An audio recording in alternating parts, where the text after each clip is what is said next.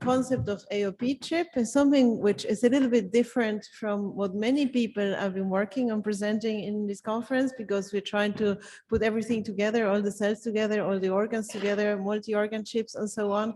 And I'm trying to use the microphysiological systems to actually deconvolute specific questions. So going a little bit in the other direction. So let's see how this works. Okay, so we started the idea, the concept in general should be for AOPs, but we started with one specific example, and that's fibrosis. Why fibrosis? Well, on one hand side, I've been working in fibrosis for many years with 3D models, multicellular models, but also as a disease, is an endpoint in toxicology. Several etiologies will lead to liver fibrosis. And it's also a very well described AOP. So I think there is also an important unmet medical need. So there are not many therapies. So there are many reasons why fibrosis was, we consider fibrosis a very good example to move forward with this. So the concept in general, and I think this is just as, this is just a schematic to show that you can consider a microphysiological system. There are many flavors. We've seen beautiful presentations here, but you always have a sequence of connected compartments, could be cells or tissues or organs, whatever. You have often valves interconnection, and we have, by some means, you generate some flow. So this is just a general scheme of a microphysiological system, which applies to everybody. But if you look below, there is an AOP, an adverse outcome pathway, and this is specifically the adverse outcome pathway 38, which is liver fibrosis. And you can see, if you look at the schematic, that is also a sequence of events which lead to the adverse outcome pathway. So we have several key events here. The hepatocellular damage, then we have Kupffer cell activation, we have stellate cell activation. And each of these key events will generate a signal that will prompt the next key event in a key event relationship, and this will generate the next one, and eventually we'll have a problem. So I thought that this looks very, it just seems like a similarity in the architecture, and I thought we should try to give it a try whether we can see that. Because the big problem with AOPs is that the key event relation, to quantify these key events, is very difficult, because if you have animal data, or even if you have a multicellular system with all the cells are mixed together, you don't really know which cell is generating which signal or was undergoing which process. So the goal was to provide a model that we can to quantify these key events and the key event relationships, and to see how these AOPs may or may not progress. In my mind, I always picture this as a kind of a domino stones, and because you can have a little bit of a change, an adaptive change that may not lead to an adverse outcome, but once you go over the threshold, point of no return, then you will have a problem. So we need a system that we can use to quantify this. So liver fibrosis is the one we chose, and I want to go into a little detail into the AOP to show you which are the main players in this. So this is a depiction of the liver, and we will see in that very nice depiction that my PhD student generated, we have the hepatocytes, we have the Kupffer cells and the inactivated stellate cells, and they're the three main cell types which are part of this AOP liver fibrosis. Once the injury starts, we have a first event, and you can see even depicted here, the hepatocyte is the first key event. The hepatocyte starts suffering, it changes, it has some toxicity, we can see some toxicity, and we can use specific cells. In this case, we use HepRG cells in 2D or 3D to represent this hepatocellular damage. That would be the first stop. The second stop are the THP1 cells that we use as a surrogate for the activation of Kupffer cells, which is what happened here. Once the hepatocellular damage is sufficient, Kupffer cells will be activated, and we can measure that using THP1s. And the third cell type we use is the stellate cell. And the stellate cell is my favorite. We study a lot in the stellate cells, but it's also the actuator of the fibrosis, because it's the cell that ultimately will get activated and will generate the extracellular matrix. We can see depicted here that we have extracellular matrix deposition in the picture. And we can work with immortalized stellate cells in 2D or 3D. So we have three different cell types that they are one after the other in a participant of this adverse outcome pathway, and the idea is to connect them together in a microphysiological system. This is a very busy slide. I will not go into detail. In the middle here, you can see in this row are actually the same events that you see in the AOP, but there's many endpoints on parameters that are, of course, can be measured when you're trying to quantify the AOP. And that's what I wanted to represent with these slides. So we have biochemical assay, we have cell health, we can have gene expression and so on for the specific pathways which are involved to each of the key events we discussed. We selected a few of them for our approach. So for all the cell types, we always check the viability, but you can see for the hepatocyte, it's also important to measure glutathione content, for example, because oxidative stress that maybe arise, and albumin production, because it's a functional parameter. Hepatocytes and also our cells should produce albumin when they are healthy. And what you see in blue for all of this, and we are developing within this project, are sensors, because the idea would be also to be able to quantify or to assess what is happening with these cells on during the experiment, monitoring it over time. For the Kupffer cells, they are, well, surrogate, the THP1 surrogate for Kupffer cells, they're macrophages. We can see whether they can be activated to M1 or M2 phenotype. We can look at expression markers and cytokine release, and of course, also evaluate with sensors, like glucose, lactate, and pH. We can follow them live. And for the fourth, for this, oops, I won't want too much. For the stellate cell, we can say that one of the main things that we need to see is whether they are activated and they are producing extracellular matrix. For that, we have a specific activation marker, alpha SMA, where you will see a few times on these slides, and then extracellular matrix proteins, like in this case, I listed collagen 1, but fibronectin and others. And of course, incorporating sensors. So that was the general idea. To do that, so what we require is, on the one hand side, the biology. I'm a biologist, so my presentation will focus mainly on this.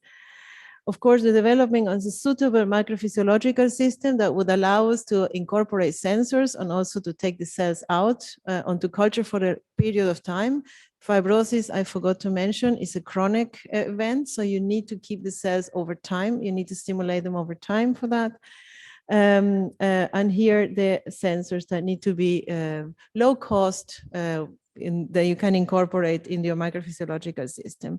So I will focus first in the biology, because one of the main things that could fail here, that was a big risk when we started this, is I'm assuming, or the assumption was that the secreted factors are the ones who are responsible for the propagation. If we have the cells connected as here, with the 3 cell types physically separated, just connected by the microfluidic, we are not having, of course, a cell-cell contact, and this may be a problem. So the first thing that we wanted to check is whether the soluble factors are sufficient to really propagate this AOP as described. For this, we did 2 sets of experiments. This is the first set of experiments I'm gonna describe. It was a very simple plan experiment.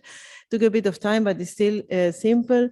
We used the parenchymal cells, the FRGs in 2D and 3D, the THP1s I introduced already as Kupffer cell surrogate, and the stellate cells in 2D or 3D. And we just cultured them separately, and we work with conditioned medium. So we just very simply passed the medium from one well to the next to see whether we could carry over the effect and how that worked. So here, the first step, and you see here in the top, the box of the study design. So we are now in the first red box, the hepatocytes. We checked what happens to these hepatocytes. We treated the hepatocytes for 3 days with compounds, for example, thiacetamide and methotrexate. They are both profibrotic compounds. And we also incorporated acetaminophen. Acetaminophen causes hepatocellular injury, we know that, but is not it doesn't lead to clinically to fibrosis, to liver fibrosis. We could observe, if I go quickly through that the cells were produce albumin. We could see that we have some effects with tiracetamide and acetaminophen. So, and they have a decrease in viability and a decrease in albumin production. So the first key event was the damage of the hepatocytes, or the APRGs in this case, was given. Just to a note, methotrexate, this was one of our most used model compounds, had very slight effects on the cells. And this is due to the fact that these cultures were only for 3 days. We have a lot of experience with this, and we need a chronic exposure. So we move to the second box here, the second actuator, the THP1 cells. So first, the first thing we looked is whether they were could be activated, and they could be activated by LPS. You see here the secretion of TNF alpha. There was to see that the cells are working correctly in the conditions that we're culturing. But which is more important for the fibrosis is that we have here gene expression of TGF beta, a profibrotic cytokine, which is increased with the 3 compounds that we are treated. The release was also increased. The error bars are a bit too large for my taste. We are repeating this, but we can see definitely a trend on a very clear effect on the gene expression level. So we can see that this second step is also taking place. So moving to the next step, to the third step, we're looking at the stellate cells, and this is what it gets more exciting as well, maybe because I do like these cells very much. If we treat APRG cells here with TGF beta and we carry over the medium, we can see that the stellate cells get activated. We can see here this increased expression of the extracellular matrix proteins and alpha SMA. And we can see in a 2D depiction here the activation. These are the negative controls. I don't want to go into detail, but if you look here, TGF beta causes alpha SMA expression and stress fibers that we can see very well. The same is for methotrexate and thiacetamide, and which is most important as well, acetaminophen. We have a background expression of alpha SMA, but we have no development of stress fibers. So acetaminophen is not activating the cells.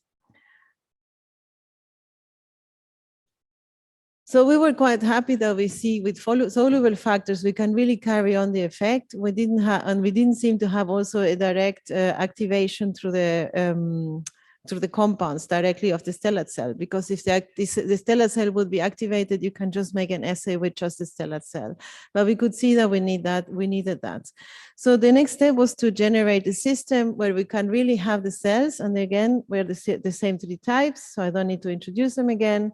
The APRGs, the THP1s, and the stellate cells in 3 different chambers. And what we had, and just is again for a proof of concept, we cultured the cells in these different compartments. And in one setup, we have high walls, so the medium could not move over the compartments. And in the other, we have low walls, which allowed that the medium could flow very freely between one and the other. So we had the cells independently cultured, or the cells where we have a possibility of diffusion. And we placed them on a rocker so that we can see the cells moving back and forward. And we treated the cells with methotrexate being one of the main compounds that we're discussing, and TGF beta 1, which is just directly a profibrotic compound. I think this is a very, very nice set of results. First, we culture the cells for a week now. We're trying to go to this chronic. We know we need 1 week to 10 days to really generate a good fibrotic phenotype. So we culture the cells for at least 1 week, and they were viable in the system, which is of course important. This is the viability data. But what is most important, I think, is this depiction here. And this represents our cells, which have been without contact, so cultured independently. We have the stellate cells here. They get no we have no activation. You see the alpha SMA staining. So if you put the methotrexate directly onto these microtissues, we see no activation. But if we have the possibility, if we give the cells the possibility to exchange the medium, meaning all the soluble factors that are generated, we can really see the activation. So this is, I think, a very important result, because it proves that we really can see this activation based on soluble factors. Of course, there might be cell-cell contact factors that also influence fibrosis, but we're now focusing on the soluble factors that we can then measure to generate a quantitative AOP. What we see here on the left as albumin staining, I didn't go much into detail, the HepRG cells that they have some decrease in albumin staining, as we expect. So we were really quite pleased with the fact that we can see this the biological proof of concept. So we're starting now to move, and again, I'm presenting mainly the biology. I'm just going to give you a flavor of what we're doing. Otherwise, designing a microfluidic device. This is with colleagues from HESO in Switzerland as well. So here, Alexandra Homsi in her work, where we're trying to generate a microfluidic system. We will then, of course, upscale it, but first we need to find the right system to connect, to make valves which can open, that we can culture the cells independently, and at some given stage, open it, incorporating. So we have tried, for example, with FC40 to generate this interruption and then open it. We need access to the cells from the top, because we want to also make imaging. We need to get rid of, take up the cells for messenger RNA, for example, gene expression. We also want to incorporate the sensors. So we're working on that to generate this microfluidic system. And, there you go, sorry. And we are also working on, this is the colleagues and CSEM, also in Switzerland. They are working on generating specific sensors. They should be sensitive enough and also low cost. So there you can see here a printed sheet of sensors. They're about 2 millimeters in diameter. They're working on miniaturizing further. And we have at the moment already established pH, glucose and lactate sensors that were also tested for longevity. I mean, how long can you keep them working in cell culture medium in the appropriate matrix? And we can really measure this for the live monitoring of what's happening. We are also discussing to incorporate reactive oxygen species sensors. There are a couple of species that we are discussing that we will like to incorporate, because it's important to see how the cells are performing. Because the main goal is to really generate quantitative data. We need to measure what is happening with these cells, and we need to know how much cell damage or how much cytokine release or how much reactive oxygen species is necessary to really trigger the next step, because a bit of change, it doesn't harm. And we see that also. I mean, I'm also interested in using these to try to elucidate a bit more what's happening with this acetaminophen. It causes hepatocellular damage. We even see TGF-beta expression, but we don't see fibrosis in our model that I'm not presenting here. We don't see fibrosis in the clinic. So what makes the difference there into this chronic slow release and the acute hepatotoxicity that may or may not lead to fibrosis? I think I hope I could convince you. At the first, that is, I think it's a very novel concept. We're taking that cell, the things apart instead of putting them together. So it's not a multi-organ chip; it's a sequential cell chip, which I think reflects this AOP and may be useful for many other AOPs, hopefully in the future. I think the data, I hope I could convince you that the data support the feasibility biologically to do this. We have some, for the microfluidics, we have some concepts which are in place, have been developed. We are working with these disposable low-cost sensors, because they need to be integrated and you want to throw them away. At the end of the day, we would like to generate something that can be used repeatedly. Now we are in the prototype time. And also that this contact-free development of the liver fibrosis has been proven by the data we generated. So the ideal team, I say, I mean, I'm at the Fachhochschule or Applied Science University. I'm specialized in the biology. I've been, as I said, working many years with multicellular three-dimensional systems for liver fibrosis and there are other things. But also we have the colleagues working with microfluidics and the colleagues working with sensors. We are all together working on this. The project is obviously at the moment not completed. This is clear. We have a good concept, and I think we have a biological proof of concept. We have a couple of more years to go, and we will making progress. So hopefully I can report soon another time, because we can use it for other AOPs as well, for safety assessment, for antifibrotic therapies, and of course 3Rs is very high, very largely written here. So with this, I just need to thank all the people in the 3 different organizations which are part of the small consortium, and mostly thank also the Bridge Discovery grant from the Swiss National Research Foundation, which is funding this research. And thank you very much for your attention. And I still have 2 minutes. You have more. Thanks, Laura, for a great presentation. We have some minutes left for questions. There's already one there. Robert Zwing from University of Latvia. First of all, very nice talk. I was wondering, could you comment a bit more on those sensors? Like, is that real-time reading within the channel, or is that you're reading in the outlets, using hydrostatic flow? The idea with the sensors is to really incorporate them, not in the channels, but on very nearby to the cell wells, actually, to just be able to get them from the side, really. And of course, we have to connect them to an electronic device to measure the reading. But this is the idea, to have them there. And that's why they had to perform well. Maybe they're not the best performing sensors, but they need to be low cost and disposable. So this is what we're fine tuning these details there. Exactly. I also have a question related to the sensors. Then, obviously, I understand why you do it. This is more for the cell health. But if you want to have data for your specific outputs, are you also thinking about specific fibrosis biomarker sensors or DILI biomarker sensors? Yes, but I mean, this is, again, I'm a little bit out of my depth with the sensor technology, but I think we don't have at the moment the technology to measure. I mean, it would be great to have and incorporate additionally even interleukins, for example, or TGF-beta. I mean, but I don't know how feasible that is. So we started to look into to follow the cell health, because this is something which we know we can achieve in a relatively short time. But we are working on thinking, at least, on other sensors that we can use. I mean, I think sometimes about lateral flow, for example.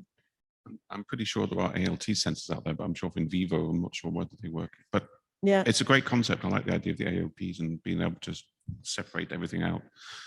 I think we still have 1 minute. I have one last. Oh, there's a question about.